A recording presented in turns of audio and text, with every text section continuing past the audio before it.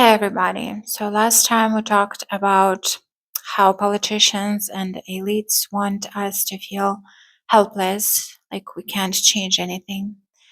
And I talked about, for me personally, happiness being this space between problem and solution. Like in this space, I find my purpose because I can break down my day into small sections where I do little different things that actually bring positive change to the problems that worry me. So that got me thinking, what is my purpose? How did I find my purpose and when I realized it? So this is what this video is going to be about.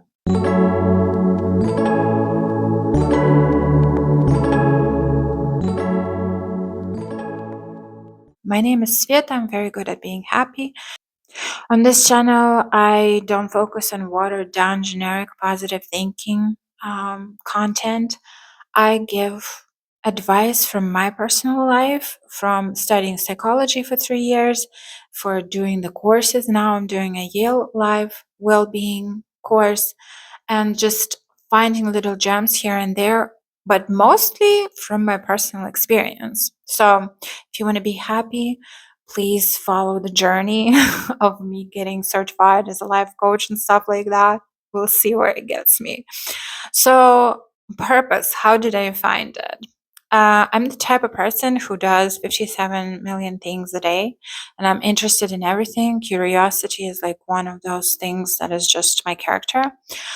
So, for my whole life, I was like scattered everywhere. I didn't know what to do. And I got into meditation in a weird way. I had tickets to a concert and I couldn't get out of it. It was in a different country.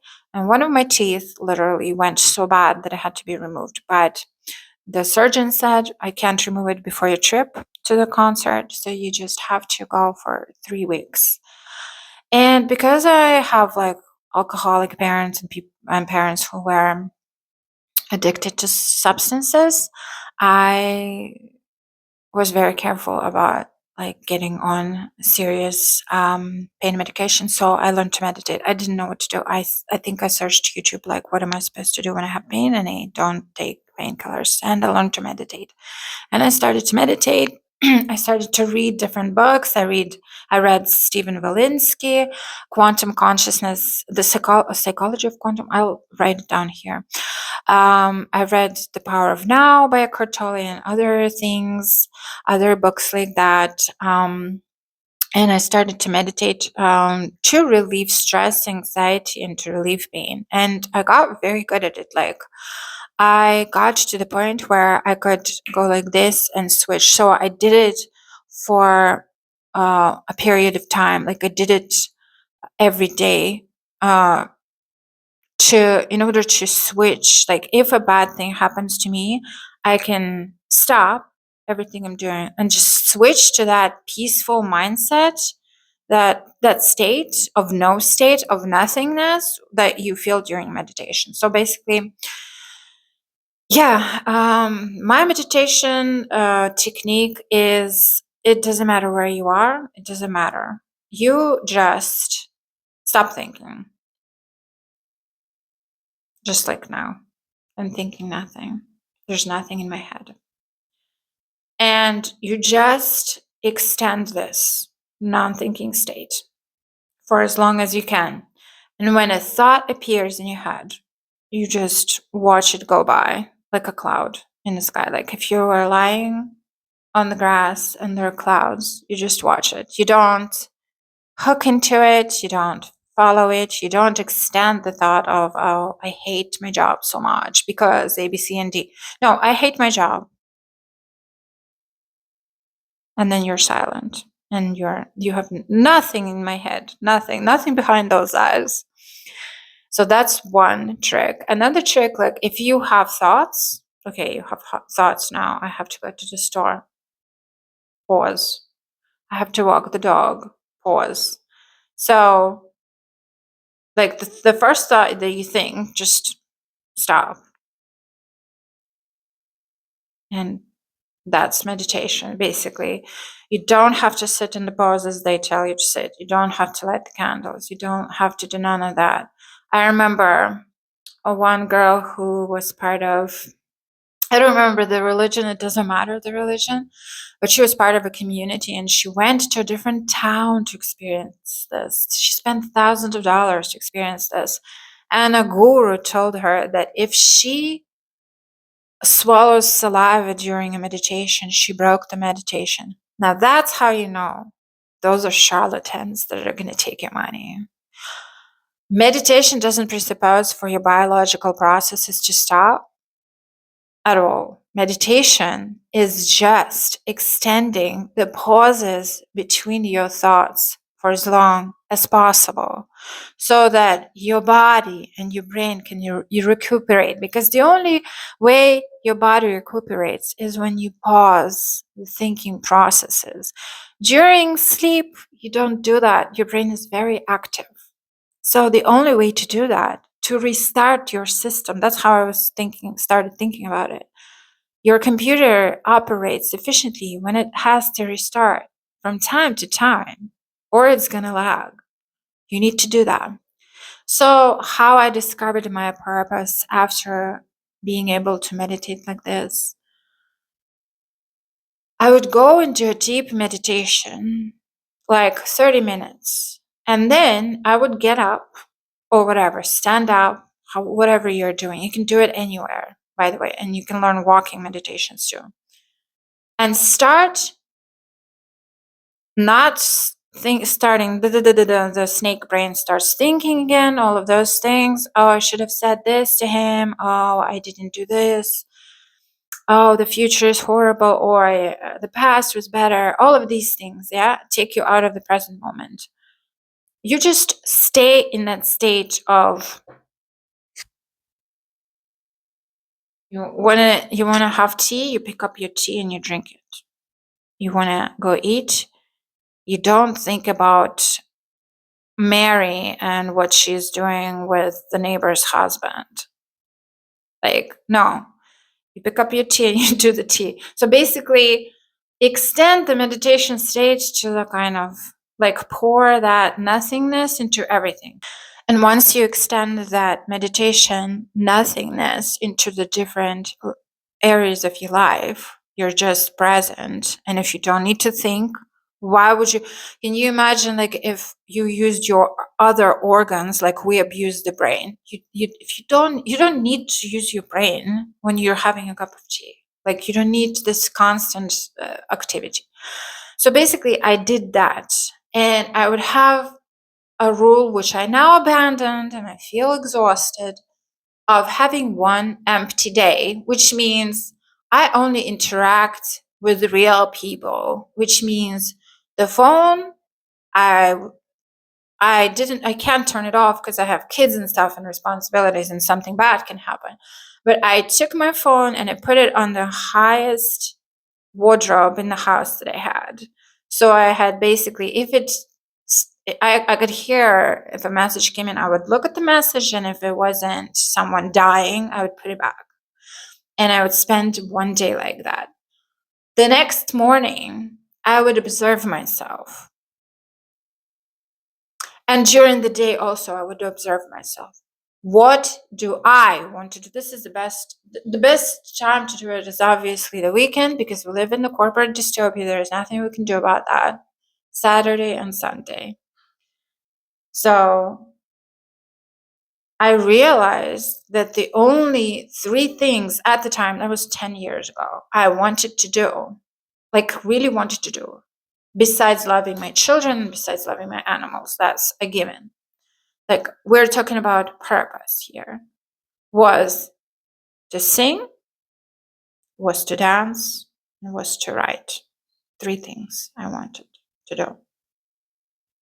But then with time, I realized that I didn't just want to do those things to sing for the sake of singing. Yeah, I want to sing. Like, I'm a singer, I want to sing. But I also want to influence people in a positive way, to help their day be amazing, uplift them, inspire them, all of that stuff. So I realized that All of those things, the writing part, also to inspire people, to change people, to move them, to help them do other stuff that they never thought they were able to do. So like, and now we're just coming to this purpose of helping people be happy, because I realized at some point that I'm done suffering. Like, no one is going to make me suffer. You know, they can try to do things that hurt me, and I can feel pain. That's normal. Like, if someone pinches me, I'm not going to feel pain. It's a normal reaction of your body. But after that, I'm like, oh, you try to hurt me? That's your bad. That is your problem. Do not put your problems on me, because I ain't got no problems. I'm happy. So the happiness thing, like this, the fourth purpose came kind of later when I just analyzed the content that I want to create. That I want to create songs that are not just bops. I want to move people. I want to write books that change stuff, that help people. So that came later. So the exercise for this video is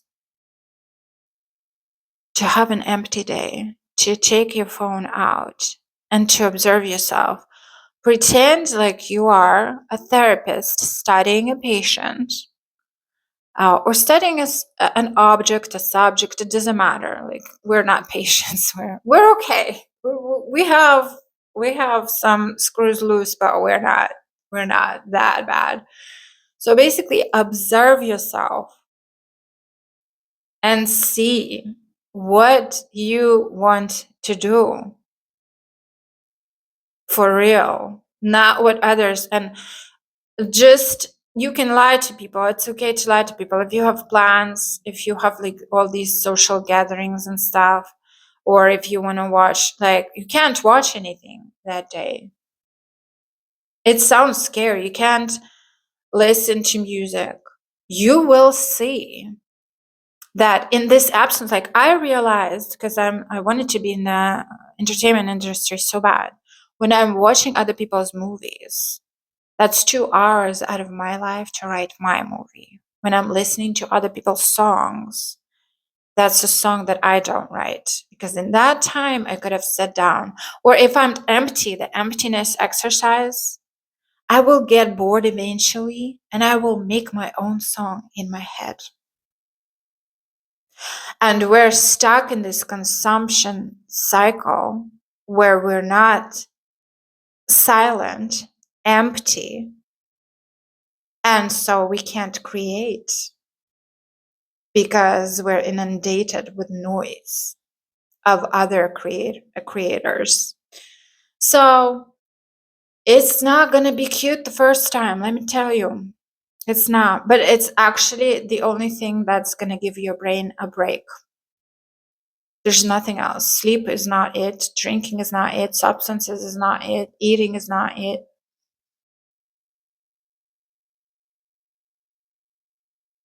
That's the only thing. That's the only way you're going to find, if you don't know. If you don't know, or you may find out new things about the things that you think is your purpose, you will have revelations about, oh, I have to do this and that, because space will open, because you're going to restart your system.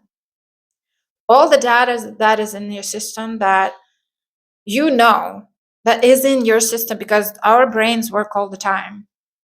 It's there. It just needs to process. In order for it to process, you need to create space. So you see the solution all of a sudden. So yeah, that's the exercise. Pick a day, turn everything off, like have your phone handy for emergencies, but don't use it. Don't use it. Don't listen to any music. Don't watch anything. Don't read anything. Be by yourself. You can go anywhere. That's fine. But just don't get lost in the thoughts. Just observe, observe, observe. And the number one thing you should observe is you. And once you start observing your thoughts, and you have the desire of having no thoughts, you're going to be able to do it, and that's meditation. That's all, and that's how your brain gets happy. It's proven. It is absolutely proven that people who leave their brain alone and let it rest are happier, more productive, which is our goal. So let me know how it goes. Please don't neglect it because it's going to change your life. You're going to be a new person. Promise. Love always. Here we hack your brain to be happy and stay happy together. Cheerio, governor.